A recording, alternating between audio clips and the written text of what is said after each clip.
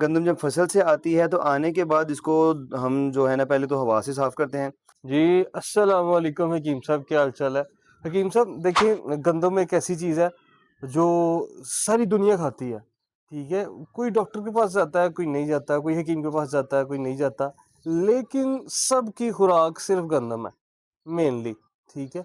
अभी हम चाइना में तो बैठे नहीं हुए कि जहाँ पे प्लास्टिक के चावल मिलते हैं या शायद गंदम भी होती होगी, लेकिन जो हमारे पास प्योर है, उसके बारे में कुछ बताएँ और ये भी बताएँ कि आपने इतनी ज़्यादा गंदम जो लटाई हुई है, ये क्यों लटाई हुई है? जी, बिस्मिल्लाह, वालेकुम अस्सलाम। सबसे पहले तो मामला ये है कि सारी दुनिया गरीब हो, अमीर हो और रिज़्क़ का वादा जो अल्लाह पाक ने किया है, रोटी का वादा किया है, वो यही वो गंदम है जिससे जो है ना रोटी आपको मिलती है और साल में कुछ खाएँ या कुछ बनाएँ या कमाएँ या ना कमाएँ, जितनी भी दौड़-भज हम करते हैं, सारी की सारी सालन की है। कि सालन मटन का खाना है। ये गंदम है, ये देखिए कितनी साफ़ है। गंदम जब फसल से आती है तो आने के बाद इसको हम जो है ना पहले तो हवा से साफ़ करते हैं।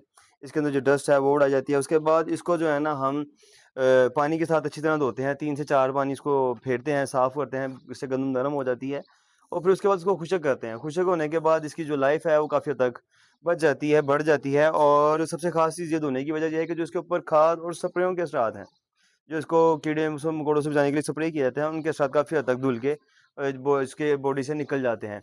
और सबसे ख़ास बात ये है कि हाँ, अमीर-गरीब जो भी है गंदम खाता है। आदम अलैहिस्सलाम ने भी गंदम के कुछ ज़र्रे खाए और ज़र्रे खाने के बाद मामला ये बना कि जन्नत से निकाले गए। तो सोन ये है कि मौला अली इस्लाम ने सारी ज़िंदगी जो है ना वो गंदम नहीं खाई, उन्होंने जौ की रोटी खाई है। और अगर आप अपने आप को हेल्दी रखना चाहते हैं तो फिर इस गंदम के साथ चने, बाजरा, मकई और जौ इन चीज़ों को मिला के आटा पिसवा लें और उसकी रोटी घर पे बना के खाएँ, आप बहुत सारी बीमारी से महफूज़ रहेंगे। बाहर के खादें और स्प्रे और डिफरेंट चीज़ें यूज़ करने से हज़ार दर्जे ये बेहतर है, इसको देसी घी से जो है ना वो चौपड़ के रोटी खुशक बनाएँ, उसके ऊपर देसी घी लगाएँ और खाएँ, बहुत ज़्यादा बेनिफिट पाएँगे और बहुत सारी बीमारियों से बचे रहेंगे।